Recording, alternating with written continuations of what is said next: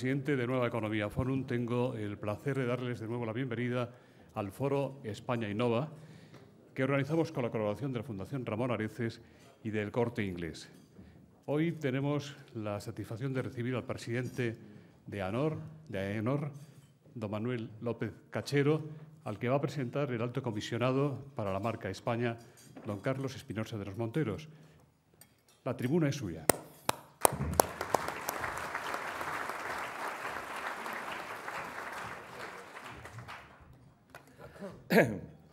Muy buenos días, señoras y señores. Es bastante normal que cuando alguien vaya a dar una conferencia o presente un libro, busque un amigo para que haga su presentación o su laudacio. Quiero decir que este no es el caso. No piensen que no soy amigo del señor López Cachero, pero lo que soy es más bien un admirador de López Cachero. No soy amigo en el sentido de que no me he ido nunca a tomar unas copas con él por ahí o que tenga unos vínculos familiares. Soy una persona que le admira y que le admira básicamente por su doble condición.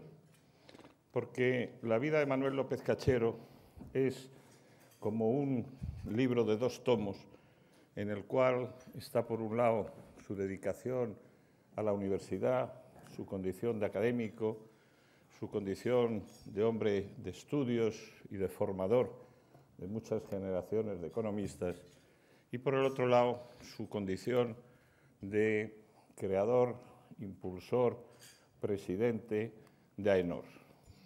Y hablar de López Cachero sin mencionar una de estas 2 actividades sería quedarse muy corto.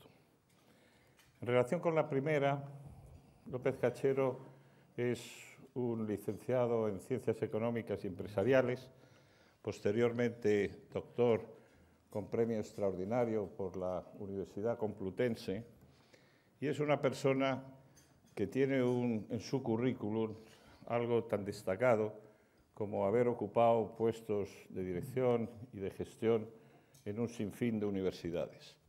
Ha sido jefe de estudios del CEU, decano de la Facultad de Ciencias Económicas y Empresariales de la Complutense, también en ICADE, en la Universidad Pontificia de Comillas, ha sido rector del Alfonso X el Sabio. Como ven, ha estado reclamado y muy cotizado por los centros dedicados a la enseñanza, básicamente en el ámbito de las ciencias empresariales, por los mejores centros de España, o más concretamente de Madrid. Yo le estoy agradecido a Manuel López Cachero porque ha sido profesor de 3 hijos míos. Y entonces, ayer, hablando con ellos y diciendo, voy a presentar a López Cachero, ¿qué recuerdos tenéis de él? ¿Cómo era López Cachero como profesor? Y me han dicho una serie de adjetivos calificativos que los voy a recordar aquí en público. Me han dicho, sobre todo mi hija, las mujeres son a veces un poco más impresionables, me decía, López Cachero nos daba un miedo atroz. Al principio de curso llegaba con esa corpulencia, con muy poco pelo y tal, y nos hablaba con mucha energía, y realmente nos asustaba un poco al principio. Pero a medida que avanzaba el curso, íbamos descubriendo que se trataba de un profesor excelente y sobre todo de una gran persona. A mis hijos varones les pregunté lo mismo y me dijeron, pues era duro, era un profesor exigente, un profesor muy serio, riguroso, pero muy justo también. Y lo que era, sobre todo, me decía uno de ellos, era sumamente didáctico. Aprendimos mucho con él y le recordamos con frecuencia como uno de los mejores profesores. Uno era de ICADE, el otro era de CUNEF, pero los 2 coincidían en su excelencia como profesor. Y por eso le estoy agradecido, porque ha contribuido a la educación y a la formación de 3 de mis hijos. Después uno de ellos me dijo, además, ha sido un gran padre y ha tenido unos hijos, los López Zafra, que han destacado en los distintos campos de actividad, como corresponde a una persona tan seria y tan rigurosa y al mismo tiempo tan preocupada por su familia como Manuel López Cachero. No se puede decir mucho más de alguien que se ha dedicado a la universidad que fuera un buen profesor y al mismo tiempo una buena persona. El otro ámbito de su actividad ha sido su relación con AENOR. Si tuviéramos un diccionario de sinónimos que cubriera estos ámbitos, diríamos AENOR, sinónimo de, y diríamos López Cachero. Si dijéramos normalización, gestión de la calidad y buscásemos un sinónimo, diríamos también López Cachero. Porque es difícil entender la historia de la normalización en España, de la gestión de la calidad, sin hacer una referencia obligada a López Cachero. España, como saben todos ustedes, y yo sufro y experimento ahora más que en ningún momento de mi vida, es un país dado a la anarquía. No en balde, los anarquistas como movimiento nació en la serranía de Cádiz y el gran apóstol del anarquismo, Bakunin, tuvo que venir a Cádiz en el siglo XIX para ver verdaderamente cómo se ponía en práctica sus teorías anarquistas. Pues López Cachero es un poco el antagonismo de esto.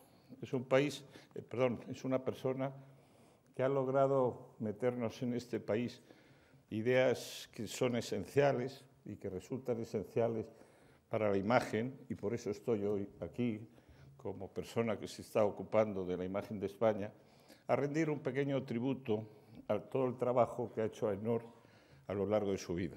En España, la preocupación por la racionalización, por la normalización, arrancó poco después de la Guerra Civil. En el año 1945, el Consejo Superior de Investigaciones Científicas creaba el Instituto de Racionalización y Normalización. Fue un intento valioso, un intento temprano, cuando estos temas preocupaban poco todavía en el mundo europeo, pero que no tuvo mucho desarrollo posterior, probablemente por esa indisciplina, por esa tendencia a la autarquía y a la anarquía que caracteriza a los españoles. Y fue ya bastantes años después, casi 40 años después, en el año 86, cuando, coincidiendo con nuestra incorporación a la Unión Europea, nace AENOR, la Asociación Española de Normalización. Y ahí, en el nacimiento de AENOR, está ya López Cachero, que ocupa en los primeros años la vicepresidencia, puesto que mantiene durante la primera década de la vida de AENOR. 10 años después pasa a ser presidente y desde el año 96 ocupa este puesto. Y el año pasado, al cumplirse los 25 años, hubo elecciones y fue elegido por otros 4 años hasta el año 2016. La vida de AENOR, por tanto, está íntimamente ligada al trabajo, a la competencia y, sobre todo, al impulso de López Cachero, que ha hecho de esta organización una de las 10 primeras instituciones de certificación que existen en el mundo, con más de 2.000 grupos de trabajo, comités técnicos, donde se desarrollan estas normas, con más de 30.000 normas que ha alcanzado ya AENOR, normas de certificación, y con la entrada en nuevos campos de certificación, de gestión de la calidad, de gestión, de certificación de la gestión, y en campos cada vez más amplios, AENOR ha sido y es una institución de la que podemos sentirnos muy orgullosos en España. Y como digo, ha contribuido de una manera muy notable, muy significativa, a la elevación de la calidad de los procesos productivos y de los productos que ofrece hoy España en competencia en el mundo internacional. Por eso, desde mi posición, primero como padre, en su faceta educativa hacia las generaciones más jóvenes y en mi otra faceta como responsable de la marca España, quiero darle las gracias muy sinceramente a Manuel Cachero y terminar manifestando la satisfacción que tengo de poderle presentar hoy ante todos ustedes. Muchas gracias.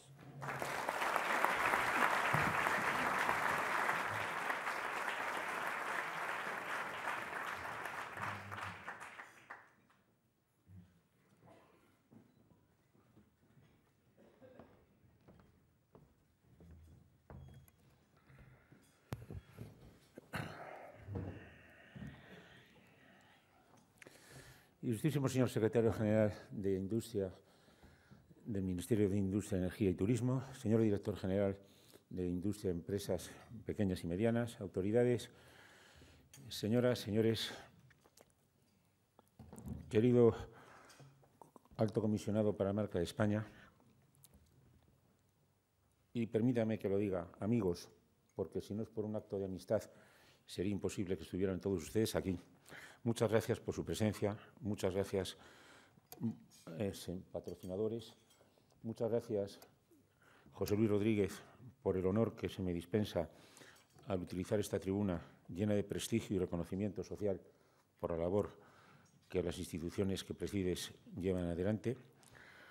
Y permítanme no solo darle las gracias a don Carlos Espinosa de los Monteros, sino decirles dos o tres cosas en relación con su intervención, no para apostillarla, sino porque toda mi vida me he acostumbrado, y casi lo he hecho norma de comportamiento, si no a llevar la contraria, casi a incordiar. Es verdad que he tenido fama de profesor duro, y no me arrepiento. Tengo que decirlo, no me arrepiento. Pero me complace mucho más escuchar el calificativo de que he sido justo, lo he intentado. Pero sobre todo quiero decir que se nota que don Carlos Espinosa de los Monteros ha pasado en ocasiones por el viejo Callejón del Gato en Madrid, donde existía, hace tiempo que no circuló por esa calleja no muy lejana de aquí, existían unos espejos que deformaban. Y el afecto y la generosidad de Carlos Espinosa de los Monteros se ha traducido en una serie de calificativos que solo se pueden entender a la luz de la deformación de los espejos de la calle del Gato. Miren ustedes, el mérito de AENOR no es mío. El mérito de AENOR es de las casi 800 personas que configuran el grupo, una plantilla seria en la que hay más mujeres que hombres, el 75% titulados, que trabajan denodadamente por aquello en lo que creen. Y yo creo que esto es muy importante resaltarlo. Si no se trabaja en lo que se cree, se pueden cumplir funciones y ejercer responsabilidades inmediatas, pero no se da valor añadido. Ese mérito es de ellos, de quienes los dirigen profesionalmente, que no soy yo, y de quien lo fundó, ya fallecido, Jesús Larrañaga, primer presidente de AENOR, hombre que dedicó los últimos años de su vida solo a AENOR, viviendo para AENOR. AENOR era una empresa, en el sentido sociológico del término, que merecía la pena, lo sigue siendo. Y eso sí que es verdad. Y en cuanto a la enseñanza, lo único que ocurre es que, como tengo ya un número apreciable de años, he conseguido estar en varios sitios, poco a poco, o a veces en todos al tiempo, lo que quiere decir que también han sido muy generosos conmigo. Digo esto porque pongamos las cosas en sus justos términos. En todo caso, lo que sí que quiero es señalar que no, yo voy a ver la contraria, Carlos, evidentemente no, sería absurdo, pero sí quiero señalar que los méritos son de un equipo de personas que he tenido la suerte de cohesionar en mi etapa básicamente universitaria y presenciar en AENOR, porque son ellos los que merecen el reconocimiento de este país, porque efectivamente ellos han colaborado en un proyecto ilusionante que comenzó a fraguarse en los años 83, 84, que culminó en el 86 y que sigue en marcha tratando de renovarse y de estar al corriente de los tiempos. ¿De qué les voy a hablar a ustedes? Evidentemente, en el marco de lo que el título de este foro significa, España innova. Convendrán conmigo en que el problema de la innovación puede abordarse desde muy distintos enfoques. Yo he escogido uno sencillo de entender y espero que de expresar. Es el de hacer una breve descripción de algunos problemas que a España como país, desde el punto de vista económico, nos han venido afectando, enumerar algunos objetivos cara al futuro y una alusión muy concreta a alguna de las herramientas de que podemos disponer para afrontar ese futuro desde este presente. No voy a hablar de los problemas financieros, voy a hablar de problemas que afectan a la economía real. La economía real de España se caracterizaba hace unos años, todavía se sigue caracterizando, es una serie que costará trabajo levantar, por una producción escasamente diferenciada, por una estrategia que parecía basarse fundamentalmente en asumir un cierto liderazgo en costes, por una muy escasa inversión en lo que en España, luego volveré a referirme a ese tema, se conoce con ese trinomio I más D más I, cuando España ha dedicado a eso no más del 1,3% del Producto Interior Bruto. Eso significa que era un problema existente, no latente, sino totalmente percibible. Por una escasa atención a la creación del valor de marca, que se caracterizaba bien por no poner énfasis en lo fundamental o bien por no apreciarlo pensando, quizás, con un viejo dicho español, de que el buen paño en el arca se vende. Yo no sé si eso fue cierto alguna vez. Hace muchos años que ya no lo es. Esos problemas son problemas que ha tenido, que aún vivimos sufriéndolos, la economía española. Y no hablo, repito, de los temas financieros. Si esto es así, y creo que es difícilmente rebatible estas afirmaciones, la experiencia lo demuestra, ¿cómo podemos vencer la situación? De varias maneras. Una de ellas, no diré la única, pero sí me parece fundamental resaltarla, si fijamos como gran objetivo de nuestra economía real lograr un binomio precio-calidad diferenciado, que sea percibido por la demanda como competitivo y, en general, también por los grupos de interés. Y eso supone atender a ciertas exigencias, concretamente dos, que creo que son unánimemente aceptadas. De una parte, mejorar cada vez más nuestra relación con el sector exterior, es decir, incremento en la exportación y mejora de la productividad. Hasta aquí supongo que, al menos en estos dos objetivos, habrá acuerdo sin unánime prácticamente. El problema, como siempre, no está en qué solo, sino también en cómo. ¿Qué hay detrás de todo esto que debe mover a nuestro país cara a recuperar una senda estable, progresiva y sostenida y sostenible de crecimiento? Extender la confianza. También en esto puede que haya prácticamente unanimidad, pero hemos de puntualizar algo más. ¿En qué hemos de confiar? Hemos de confiar en la oferta de calidad y hemos de confiar en la mejora de la competitividad. Esto segundo puede conseguirse de diversas maneras, no es el instante de entrar en ellas. Lo primero es algo mucho más lábil, mucho más sutil y que requiere un esfuerzo permanente sin perder nunca de vista que en este mundo globalizado en el que nos encontramos, si no existe confianza, es difícil lograr el progreso económico. ¿Y qué hemos de hacer para llegar a estos objetivos? Supongo que en los dos que seguidamente voy a mencionar, no pretendo ser exhaustivo, obviamente, también habrá acuerdo. De una parte, hemos de conseguir avances significativos en ese trinomio, vuelvo a aludir a él, insisto en que luego haré un comentario algo más detallado, de la I más D más I, y quiero resaltarlo en la identificación a través de la marca. Identificación a través de la marca me parece un tema fundamental, porque tiene muchísimo que ver con la confianza, muchísimo que ver. Y en este sentido, la marca España, somos muchos los que en ella creemos, entendemos, hablo en plural, obviamente, pero porque somos muchos, insisto, los que creemos en ello, creemos que es un elemento esencial para recuperar la confianza en nuestro país desde otros y de nosotros mismos. Y esa marca España no se basa en un eslogan, se basa en constatar cosas elementales, algunas, y otras de difícil acceso, pero conseguibles. De difícil acceso, ¿por qué? Porque hemos de conseguir convencernos y convencer de que las cosas que hacemos en este país se hacen no peor que en otros. No voy a caer en aquello unamuniano de que inventen y que investiguen ellos, no. Voy a decir simplemente que en este país hay cosas que no se hacen bien y otras muchas que sí se hacen muy bien. Lo que pasa es que hemos de creérnoslo y hemos de evitar los pesimismos derrotistas. Seamos realistas, pero no derrotistas. Creo que la marca España es una excelente oportunidad para que, puestos bajo su bandera, la sigamos adelante siempre defendiendo el rigor y la calidad, claro, a condición de que seamos capaces de hacer las cosas de esa manera, y lo somos. A partir de ahí, ¿cómo podemos dotar de contenido una marca? No les haré perder mucho tiempo. Creo que hay una base esencial, la calidad. No les voy a hacer perder a ustedes los minutos que están dedicando a esta actuación de hoy, hablándoles de la calidad como paradigma. Simplemente digo, la calidad sabemos lo que es. En la definición que da el diccionario de la Real Academia se da un útil instrumento básicamente cualitativo. En la definición que proporciona la International Standard Organization, la ISO, se da una definición muy operativa. Me da igual.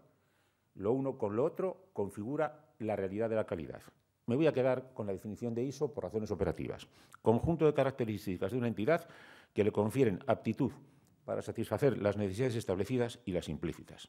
A partir de ahí, si somos capaces de creer en que somos personas, grupos, empresas, organizaciones, administraciones que saben ofrecer calidad, se recuperará la confianza. Y para eso hemos de tener una preconfianza, la de que sabemos hacerlo y que podemos hacerlo, en régimen de transparencia y sometidos a la crítica, no ya a la autocrítica. Pero es verdad que la historia española de siempre, pero particularmente de los últimos 30 años, demuestra que se pueden hacer las cosas bien y que se hacen. Y se hacen en todos los niveles. También en todos se cometen errores. Pero creo que debemos subrayar que podemos tener confianza, no ciega, sino crítica. Y debemos recuperarla y extenderla. La calidad ha de estar asociada permanentemente a la marca España. Hemos de conseguir que la marca España sea eso, sinónimo de calidad. Confianza con calidad. Confianza en la calidad. Y una alusión breve a ese trinomio, como lo he llamado antes, de ley más D más I. Comparto plenamente algo que el último 14 de abril publicaba el director de Cotec, don Juan Mulet, en El País. Decía Juan Mulet, la I, la investigación, se refiere a las acciones que pretenden avanzar el conocimiento, sea o no utilizable de manera inmediata. La D, la del desarrollo, corresponde a la generación de conocimiento que proporciona utilidad al generado por la I. Y añadía, la I pequeña, la innovación, tal y como se plantea por la OCDE, es la actividad empresarial que genera conocimiento, usa el disponible y crea nuevos o mejorados productos y servicios que alcanzan éxito en el mercado. En una intervención que pretendiese ser erudita, podríamos empezar a contrastar definiciones de innovación de autores, académicos, gentes del mundo de la empresa, de las administraciones. Veríamos que al final el núcleo básicamente es este. Por eso me quedo con las matizaciones que hacía Juan Mulet. Creo que si esto es verdad, y ahora invoco mi modesta experiencia universitaria, es cierto que en este país se han dedicado en los últimos 30 años más recursos que nunca a la I mayúscula. Lamentablemente, el resultado en patentes no ha sido especialmente significativo. Mejor que antes, sin duda, pero no ha sido, a mi entender, acompañado de un resultado que empíricamente evidencie que el esfuerzo merecía la pena. El esfuerzo ha merecido la pena, sin duda, pero tanto como debiera corresponder, probablemente no. Las gentes del mundo académico hemos trabajado según las líneas. En las escuelas técnicas se ha trabajado mucho más en los temas relacionados con la D, en las universidades clásicas se ha trabajado mucho más en la I. Todo es necesario, pero no nos engañemos, el esfuerzo útil, provechoso, no lo ha sido tanto como necesitábamos. Quizás porque como país no hemos sido capaces de encontrar soluciones para establecer adecuados órdenes de magnitud y de distribución del gasto público. La I pequeña muchas veces no ha sido considerada, y estoy enlazando ya con nuestro foro. No ha sido considerada suficientemente porque algunos académicos probablemente pensaban que era un tema menor. Claro, es un tema menor el motor para el crecimiento que es la I pequeña, porque ¿qué hace la I pequeña? Sencillamente, la I pequeña supone utilizar el conocimiento disponible, lo haya creado uno o se lo han dado creado, tratar de emplearlo y, además, crear nuevos o mejorados productos y servicios que alcanzan éxito en el mercado. Quizás estas son las pecaminosas palabras que han hecho no valorar suficientemente la innovación. Y decíamos, nuestros vecinos transalpinos innovan, pero eso del diseño, ¿qué importancia tiene?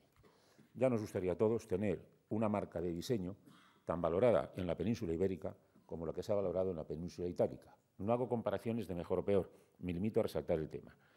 Y como creo que en la vida el idealismo es compatible con el pragmatismo, personalmente creo que hemos de hacer un esfuerzo cada vez mayor en innovación sin perder de vista la I ni la D. Claro que no, colocándolas en sus justos términos, porque la tasa de retorno de la I, más que de la D, incluso de esta, requiere más tiempo de maduración que la de la I pequeña. Y permítanme la ironía, creo que no estamos para muchos retrasos ni dedicaciones de tiempo infructuosas. Hagamos I, claro que sí. Hagamos D, claro que sí. Y hagamos I, que por cierto se hace. Quiero resaltar en este sentido que los proyectos en los que trabaja el equipo del Ministerio de Industria, Energía y Turismo merecen apoyo porque todo lo que se haga, por ejemplo, en el ámbito del emprendimiento o en el ámbito del cultivo de las acciones concretas, dentro de las restricciones presupuestarias, creo que se hace un gran esfuerzo, merece el apoyo y el seguimiento y, ¿por qué no?, la confianza. Que la I pequeña es un motor para el crecimiento se pone de manifiesto en todo. Por ejemplo, en el estudio que ha presentado hace 2 meses la Comisión Europea, la edición 2013 del marcador Unión por la Innovación, que divide a los países en 4 grupos, los países de la Unión: líderes de innovación, seguidores, moderados y modestos. Los líderes son, sorpresa, Suecia, Alemania, Dinamarca y Finlandia. Y nosotros, los españoles, estamos en el tercer grupo, en los moderados. ¿Eso qué quiere decir? Que somos, dentro de la Europa de los 27, el país que ocupa el lugar 16º. Es una constatación en la que no tenemos que satisfacernos, sino ser conscientes de ella, porque evidencia que tenemos mucho margen para avanzar. Piensen ustedes que mientras que el 40% de las empresas pequeñas y medianas que en España se dedicaban a actividades innovadoras, en el conjunto de Europa la media es del 38,1%, mientras que ese 40% de empresas equivale en España al 22%. Eso significa que tenemos, repito, margen. Al mismo tiempo, en Estados Unidos, 15 centros de investigación tecnológica e industrial han concebido un proyecto de inversión de $1.000 millones. En Alemania se ha producido un pacto de Estado para incrementar la inversión durante 5 años con un crecimiento anual del 3%, y en Francia se han concebido 100 millones de euros para fabricación avanzada, en especial robótica. Tomemos las señales y hagamos lo que podamos, pero tomémoslas. En este sentido, la innovación, más que un fin, es un medio. Claro que es un fin, pero sobre todo a corto plazo es un medio. Y ese medio, ¿qué requiere? Requiere que utilicemos los recursos que tenemos pidiendo lo que hayamos de pedir, pero viendo qué podemos ofrecer. Yo no voy a pedir nada, voy a ofrecer. Voy a ofrecer una idea que ustedes conocen y que no les va a sorprender porque está relacionado con mi actividad presente, ya de años, que es la normalización. Cuando yo conocí el proceso normalizador fue hace un número apreciable de años, siendo un joven profesor. Fui invitado a pronunciar una conferencia en el ámbito del Consejo Superior de Investigaciones Científicas y fue la primera vez que oí hablar de normalización. Y era una época aquella, hablo de hace más de 30 años, casi 40, más de 40 ya, donde veía a destacados estudiosos del mundo de la ciencia, sobre todo de la ciencia experimental, con sus entonces reglas de cálculo en el bolsillo, hablando de las normas, lo que sin duda era importante, era una aportación de los técnicos. ¿Sigue siendo hoy la normalización un proceso técnico? Evidentísimamente, pero es un procedimiento técnico que hoy tiene un alcance social y económico increíble. Hoy la normalización, incluso los que no somos técnicos ni ingenieros, como es mi caso, podemos entenderla. Podemos entenderla porque facilita las transacciones. Piensen ustedes que aproximadamente el 80% del comercio mundial, mediante las estadísticas de que dispone la Secretaría de Comercio de Estados Unidos, se realiza para productos normalizados. Si eso es así, algo habrá que considerar al respecto. La normalización supone, además, algo de importante proyección social. Primero, por su concepción. Saben ustedes perfectamente, no les voy a aburrir con definiciones, que las normas son documentos que se aprueban por consenso, que requieren la audiencia de todas las partes interesadas y que la propician, y que se ponen al servicio de la comunidad económica. En el campo primero de la industria, empezó a hablarse de normalización en el año 1903, cuando se constituyó la Comisión Electrotécnica Internacional, pero que actualmente se ha generalizado a todo aquello que admite repetición y, por tanto, establecer protocolos de comportamiento. Una derivada importante, por cierto, de la normalización es la certificación. No la confundamos. Si voluntaria es la normalización, mucho más lo es la certificación, que en definitiva tiene mucho sentido precisamente en el campo de la constatación de que las normas sirven y que se han elaborado para atender a las demandas sociales. Hoy, en la actualidad, disponemos en la Unión Europea de grandes avances en este sentido. Todavía hace pocos meses, aquí, en esta misma tribuna, el director general de Empresa e Industria de la Comisión, don Daniel Calleja, conciudadano nuestro, hablaba de la importancia de la normalización como aspecto estratégico para el desarrollo de Europa. Y añadía, necesitamos, los europeos, ser referentes mundiales en aspectos prioritarios de la normalización.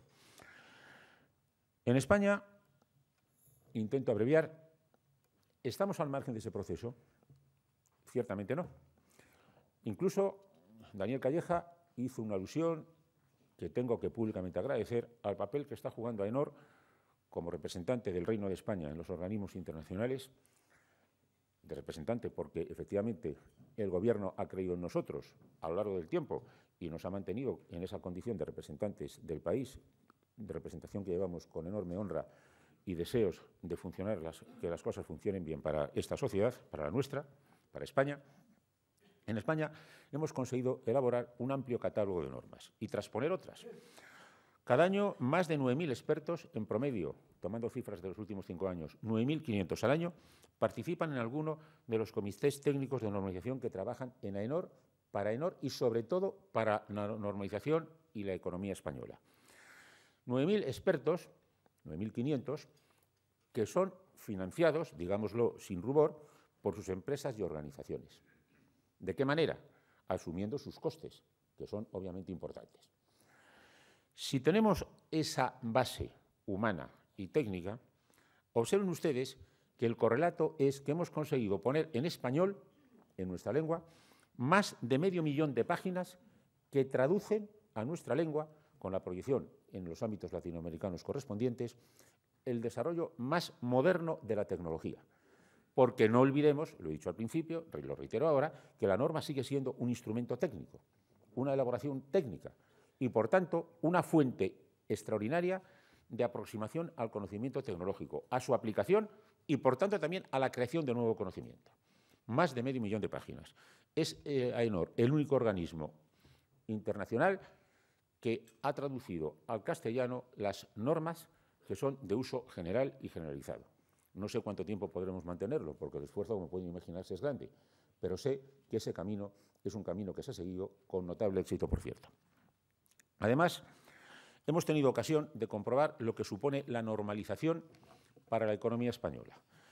En un estudio realizado hace 3 años por expertos independientes de AENOR, concretamente por el Servicio de Estudios del Instituto de Estudios Económicos, se puso de manifiesto que lo que supone la normalización para la economía española oscila en los últimos años entre el 0,9 y el 1% del Producto Interior Bruto, el mismo porcentaje que Alemania. Calculen ustedes en millones de euros lo que esto significa. Eso es valor. Y por eso decía que no iba a pedir, sino ofrecer. Ofrezco la idea de que la normalización sea utilizada no ya como hasta ahora, sino más. ¿Y eso por qué? Sencillamente porque está tremendamente relacionada con la innovación.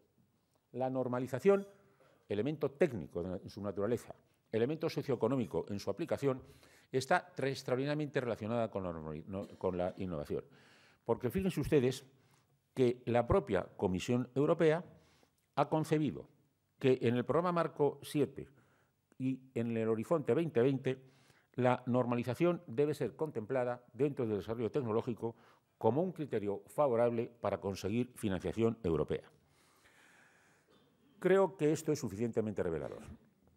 Déjenme, para no aburrirles demasiado, que vaya terminando aludiendo a cosas muy concretas. Por ejemplo, ¿para qué sirve en este momento, se puede preguntar, la normalización en España en relación con la innovación? Sencillamente, para cosas como las siguientes. Primero, para no solo tener el espíritu derivado de un sentido ético de hacer las cosas bien, no solo para tener el legítimo espíritu de conseguir el mejor resultado para la empresa, para la entidad, sino también para recibir ayudas significativas en el campo de la desgravación fiscal. Fíjense ustedes, los proyectos de I+D que se acometen en España y son reconocidos como tales por el Ministerio de Industria suponen desgravaciones que no son inferiores al 25%.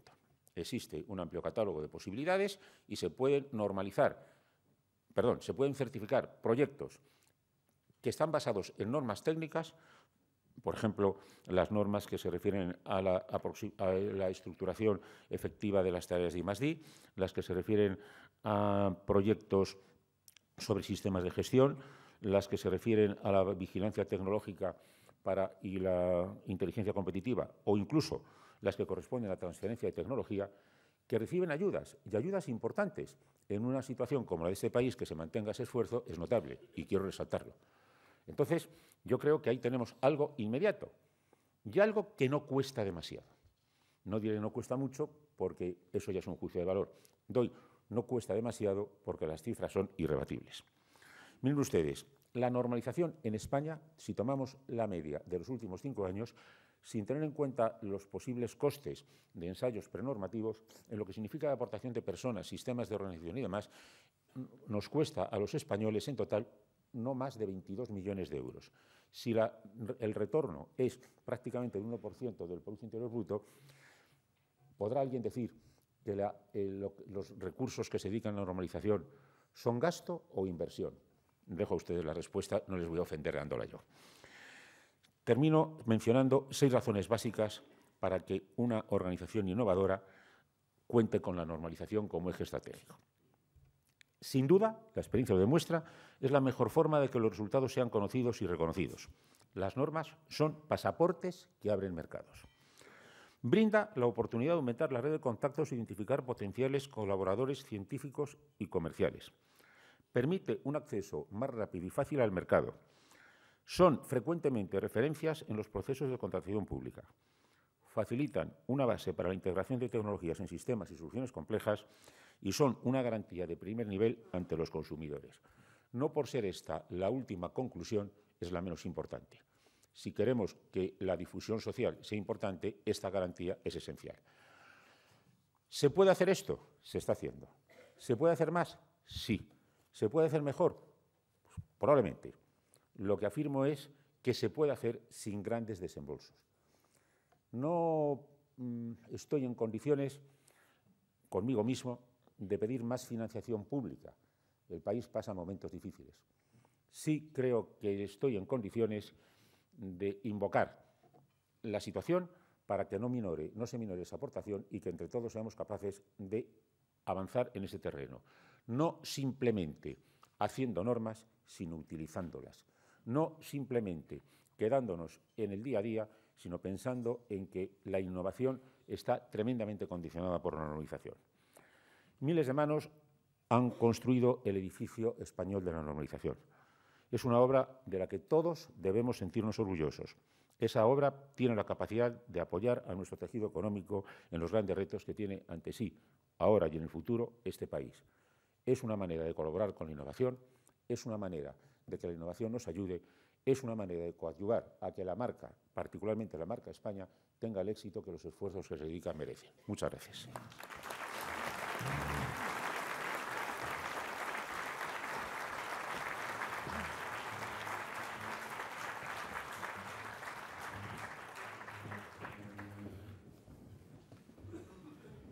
Muchas gracias, Manuel. Muchas gracias, Carlos. Pues empezamos con las preguntas. Son muchas. Usted tiene mucha facilidad de palabra, pero también de concreción cuando quiere, así que le invito a que lo haga así. ¿Cómo se compagina la labor de AENOR, que tiene mucho de autorregulación, con la tendencia en la Unión Europea a regular en exceso diferentes ámbitos? También le preguntan cuál es el estado de los trabajos europeos para obtener una norma sobre innovación y cuál está siendo el papel de España en estos trabajos. Bien, sobre lo primero, yo creo que la respuesta es fácil, asumiendo cada uno su papel. La normalización no puede ser un elemento de regulación en el sentido administrativo o jurídico-administrativo del término. La normalización, por el contrario, es un instrumento para la libertad de mercado. La regulación afecta, y debe hacerlo, a los aspectos esenciales del bienestar colectivo. La normalización afecta a la expansión y la extensión de los productos en igualdad de condiciones para quienes los producen, para quienes los elaboran, para quienes los sirven y para los ciudadanos. Luego, yo veo muy fácil compaginarlo. Es más, el día que intervino en este foro Daniel Calleja, tuve la gran satisfacción de escuchar sus palabras que iban precisamente en este sentido. Creo que es perfectamente compatible que exista una regulación de tipo general en ciertos aspectos con los apoyos a la normalización. Hace 30 años las cosas empezaron a cambiar, concretamente en 1984-85. Decidieron las autoridades europeas de la época elaborar un documento, la llamada Nouvelle Approche, que permitió replantear los temas de normalización huyendo de la idea monopólica de que el conocimiento para el que lo posee. No, aquello dio pie a lo que ha venido ocurriendo después. Por tanto, es compatible. ¿En qué estado nos encontramos?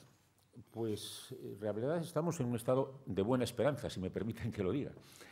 Acabamos de ver ya que la Unión Europea ha definido una nueva política en relación con lo que decía el propio Daniel Calleja hace unos meses, de manera que ya existe un instrumento europeo que permite abordar los problemas con esa visión de futuro. Y eso es importante para todos los europeos, pero muy especialmente para nosotros, para España. Vuelvo a citar a Daniel Calleja. Dijo aquí públicamente que AENOR había hecho un esfuerzo determinado. Yo le agradecí sus palabras porque creo que es justo reconocerlo.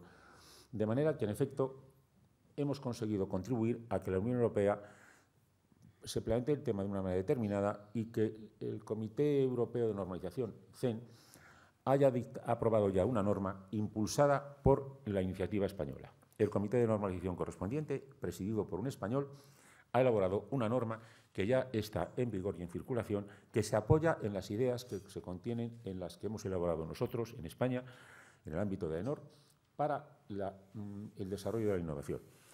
¿Esto quiere decir que está todo resuelto? No. Esto quiere decir que tenemos herramientas para jugar, sin mucho coste adicional. Claro que costará, hacer viajes cuesta, pero claro que tenemos instrumentos que son útiles tremendamente, y no potencialmente, sino empíricamente. Tenemos muchas normas en España. ¿Dónde está el límite? También Miguel Gallardo se refiere a este tema. AENOR declara haber publicado más de 30.000 normas privadas. ¿En qué proporción llegan al BOE como instrucciones técnicas complementarias? Vamos a ver. Tenemos más de 30.000 normas. ¿Son muchas o pocas? Todo depende de cómo lo miremos. Yo creo que hoy tenemos un catálogo que es de los más completos del universo. Y eso, si fueran normas obligatorias, probablemente me asustaría. Pero las normas son siempre voluntarias. No olvidemos que las normas se adoptan por consenso y su aplicación es voluntaria. Solo hay algunos casos específicos donde, por razones fundamentalmente de seguridad, las autoridades públicas imponen el cumplimiento de ciertos requisitos. Luego, no hay ninguna contradicción con el mercado. Al revés, creo que las normas ayudan a eso. El límite. No sé dónde está el límite. No hace mucho he tenido ocasión de decir, en un ámbito distinto de este, que una de las cosas que no se puede normalizar, por fortuna, es el pensamiento. Soy muy enemigo de los pensamientos que se normalizan. El pensamiento debe ser como la creación artística libre. Lo que ocurre es que muchas cosas que hacemos diariamente admiten protocolos. Todo aquello que se pueda protocolizar es susceptible de norma, desde cómo funciona un clave en un hospital o en una universidad, a cómo funciona un servicio de transporte, a cómo funcionan las respuestas en un ayuntamiento a cierto tipo de preguntas. Tenemos experiencia de ello en España y fuera de España. ¿Tenemos en AENOR estadísticas sobre las normas que se traducen en el Boletín Oficial del Estado? No, no es nuestro papel. Lo que nosotros hacemos es trabajar para que se utilice nuestro esfuerzo. Y además lo hacemos, y me complace reconocerlo, en una buena sintonía con el Ministerio de Industria.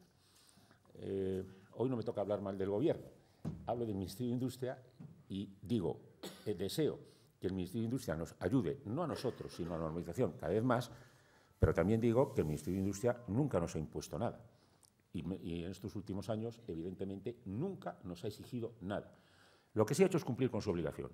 Si en algún momento ha existido una norma que parecía de interés general y no lo habíamos planteado nosotros, se nos ha pedido que constituyéramos el correspondiente comité para hacerlo. Y eso está bien. Lo digo como ciudadano. A lo mejor como presidente de AENOR diría, caramba, qué incomodidad atender a un problema nuevo. Como ciudadano me alegro de que se actúe de esa manera. No tenemos estadísticas. Lo que sí confío es que lo que se lleve al Boletín Oficial del Estado sea siempre con el mismo criterio de grandeza, de espíritu que debe animar a este tipo de tarea. Espero que se haga y si no es así, lo lamentaré.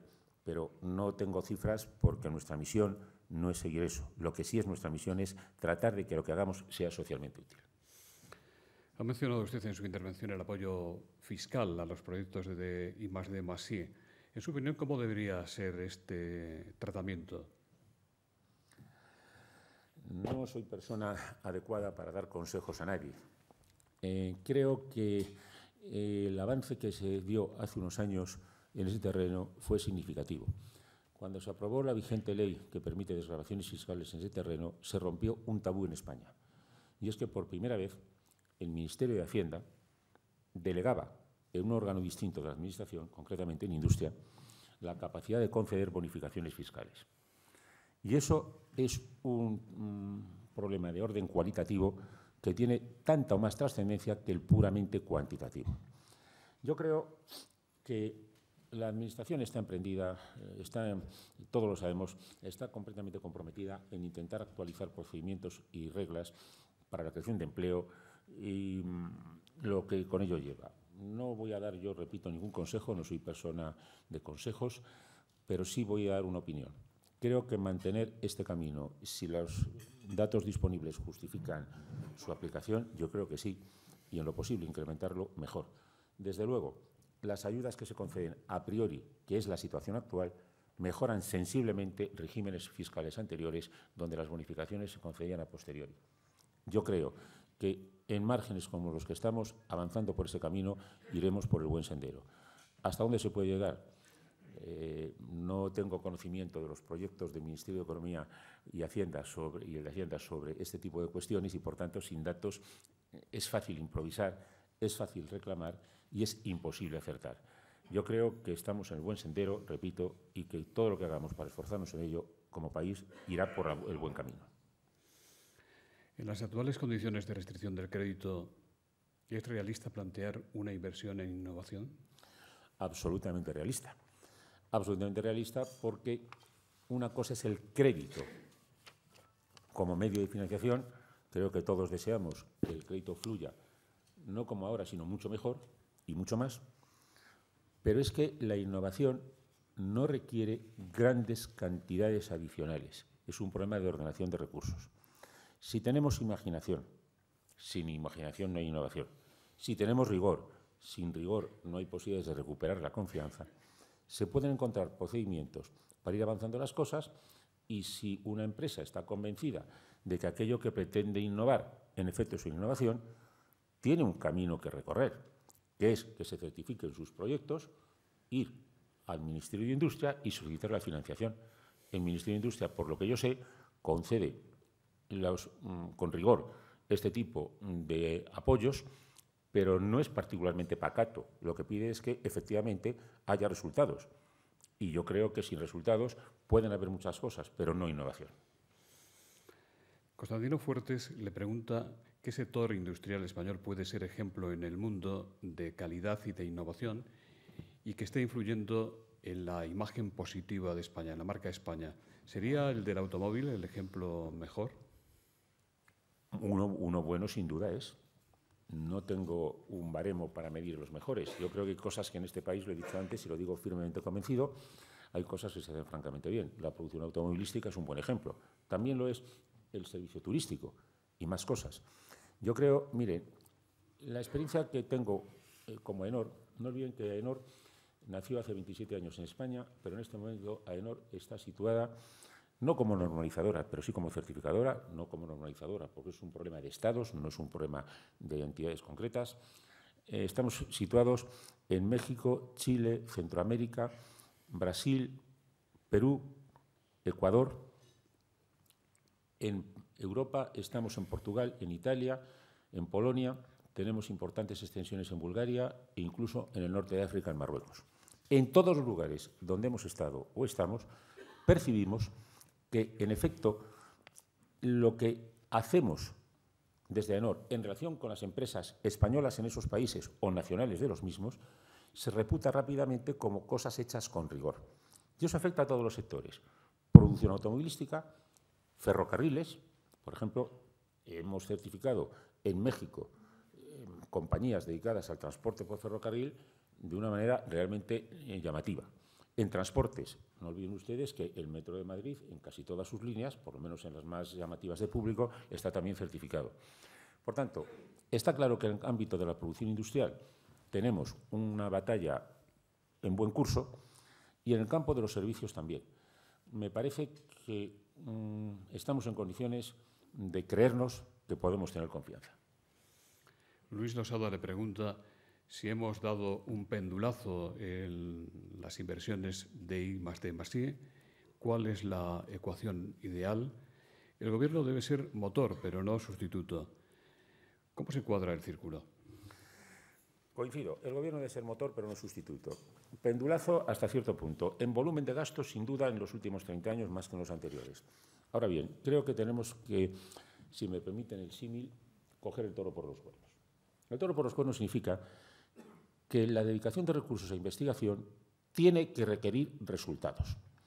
Claro que es importante fomentar el conocimiento en sí mismo. Eso depende básicamente de la mujer y el hombre que tiene vocación investigadora. También hacen falta recursos, pero dediquemos los recursos a investigar, no a repartirlos burocráticamente entre departamentos que reciben cantidades exiguas a pesar de que el gasto total sea importante, para evitar un problema distinto, perdónenme la crudeza, que es la escasez de la retribución media de los profesores universitarios. Paguemos a los profesores universitarios lo que merecen y dediquemos los recursos de investigación no a una financiación complementaria, sino a una financiación sustantiva con objetivos concretos, contrastables. Lo que digo de la investigación vale para el desarrollo. Pero ahora vamos a la innovación. Yo creo que la innovación tiene que depender, desde luego, de la creación de un marco que es tarea de la Administración, pero muy especialmente del impulso que se dé en las empresas. Si un empresario contesta a este tema, alguna vez fuera de España, me lo han dicho, no, mire ustedes, estas cosas son para ustedes que están más adelantados que nosotros. Nosotros aquí con ir tirando nos vale. Pues miren ustedes, como dijo Keynes, el pensamiento keynesiano está hoy muy en entredicho, pero hay una frase que ha hecho fortuna y que se mantiene: a largo plazo todos muertos. Si mantenemos una actitud pacata ante la innovación y no somos capaces de ordenar el gasto en el seno de una empresa, convirtiendo en inversión una parte de ese gasto, mal vamos. La ecuación perfecta no existe en este sentido, pero sí existe la intención. Y si la intención se tiene, se puede innovar. Repito, y sin grandes costes. Por ejemplo, cambiando los muestrarios. ¿Es que cambiar un muestrario no es una actitud innovadora? Que se lo pregunten a los italianos. Yo creo que eso no supone un gran coste y, sin embargo, ayuda.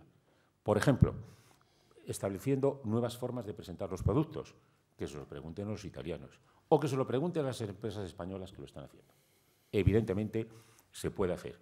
En Cantabria, en un estudio que se hizo hace unos meses, referido al binomio, al trienio 2008-2010, se puso de manifiesto que las empresas pequeñas y medianas que han hecho innovación han conseguido incrementar sus ventas en ese periodo en más del doble de las que no lo han hecho. No es por casualidad. Santiago Álvarez Barón dice: España es uno de los países con más empresas con sellos de calidad. Hay certificadoras rigurosas como AENOR y otras que lo son menos y perjudican la buena imagen del sello ISO 9001. ¿Quién controla la seriedad de las certificadoras? La EMAC. Carlos Combarros dice: ¿qué tiene AENOR de diferente en valor añadido a sus clientes, en su naturaleza y en su funcionamiento respecto de sus competidores? Bueno. ¿Quién controla? ¿Quién tiene la competencia legal para hacerlo? La Entidad Nacional de Acreditación y Certificación. Yo me conformo con que AENOR haga las cosas bien. Como ciudadano deseo que todo el mundo lo haga, pero si no está el mercado para sancionarlo. Y estoy convencido que desde ENAC se sigue, con la atención y el rigor adecuado, la evolución de los certificadores. No me corresponde a mí juzgarlos. Convendrán ustedes que, aunque solo sea por respeto a las 800 personas que trabajan en AENOR, crea que lo que hace AENOR es lo mejor. Pero eso, el que yo lo diga, no tiene ningún mérito. ¿Qué iba a decir si no? Lo que pasa es que yo creo que en AENOR las cosas se hacen bastante bien. Cuidado, que también se cometen errores. No nos engañemos, pero en la perfección absoluta en AENOR todavía no lo hemos conseguido. Estamos preparando una norma para ello, pero aún no la hemos aprobado. El caso es que los demás, pues seguro que tratan de hacer las cosas bien. No me corresponde a mí hacer juicios de valor que serían injustos, sobre todo no estando presentes los demás. Si estuvieran presentes, estaría dispuesto a discutir, claro, pero no estando presentes no voy a hacer comentarios. En todo caso, supongo que lo hacen bien. Y es a ENAC a quien le corresponde intervenir y seguro que lo hace cuando procede. ¿Qué tiene AENOR que la diferencia? Miren, esta es una pregunta de delicada respuesta. La pregunta no es difícil, lo que es difícil es contestarla bien. AENOR es una entidad un tanto peculiar. Nuestra forma jurídica es de asociación, sometida a la legislación correspondiente, y por tanto somos una entidad sin ánimo de lucro, y es verdad. Los excedentes que en ocasiones hemos conseguido se reinvierten automáticamente. ¿En qué? En mejoras de personal y mejora de nuestras atenciones a los miembros, teniendo en cuenta que AENOR es uno, no sé si el único, pero es uno de los muy pocos de Europa, me atrevo a decir que el único, por lo menos de Europa de los 27, donde puede intervenir en un comité de normalización cualquier ciudadano que demuestre interés palpable, conestable y contrastable por la norma, sin pagar un céntimo. Déjenme, un inglés quizás no lo diría así, como yo no soy inglés, voy a ser tan crudo y tan materialista que lo digo de esta manera, sin que le cueste un céntimo. Eso en otros países no existe. Por formar parte de los comités de normalización, en Alemania, en Italia, en el resto de países de la Unión, se paga. Esto es una diferencia importante. Tiene una segunda diferencia relacionada con la anterior. Al ser una asociación y no tener ánimo de lucro, cuidado, no entiendan mis palabras como un ataque. Antes he citado a don Miguel de Unamuno, también don Miguel decía que en España muchas veces cuando se aplaude a alguien realmente se está aplaudiendo contra alguien. No censuro a quienes tengan ese ánimo de lucro, ni mucho menos. Subrayo que como por ley estamos obligados, por lo menos actualmente, a operar sin ánimo de lucro, lo que eso nos permite es atender actividades que, claro, cuando llegan los momentos de crisis se tienen que resentir, porque es evidente que eso nos afecta a todos. ¿En qué más es diferente? Miren ustedes, tenemos un servicio de información que atiende en promedio en los últimos años a no menos de 30.000 consultas de forma gratuita. No sé si los demás lo hacen, me consta que lo hacemos nosotros. Yo creo que hay diferencias que no quieren decir que seamos mejores, yo aspiro a que seamos los mejores, pero yo no estoy diciendo que lo seamos, en todo caso que lo diga la realidad y que lo diga el mercado. Por ejemplo, en el caso de I+D+I, me complace constatar que más del 90, casi el 99% de los proyectos de I+D+I que se presentan para certificados para obtener las subvenciones públicas correspondientes y de relaciones fiscales son de AENOR. Bueno, pues yo creo que este es un dato. Y los datos son irrebatibles y muy tozudos. El que fuera el director general de AENOR, Ramón Naz, dice: ¿cree usted que el reconocimiento en términos económicos que recibe la normalización en los presupuestos generales del Estado están a la altura del esfuerzo del sector privado? Mi interlocutor ha hecho una trampa. Él sabe la respuesta. Y, claro, quiere que la respuesta la dé yo en lugar de él. Voy a dar la respuesta, pero la voy a dar en los términos de lo que sinceramente creo. Miren ustedes, cualquier español que en este momento opine que los esfuerzos que hace el Estado, de acuerdo con su actividad privada, dirá que le parece poco. Y es natural.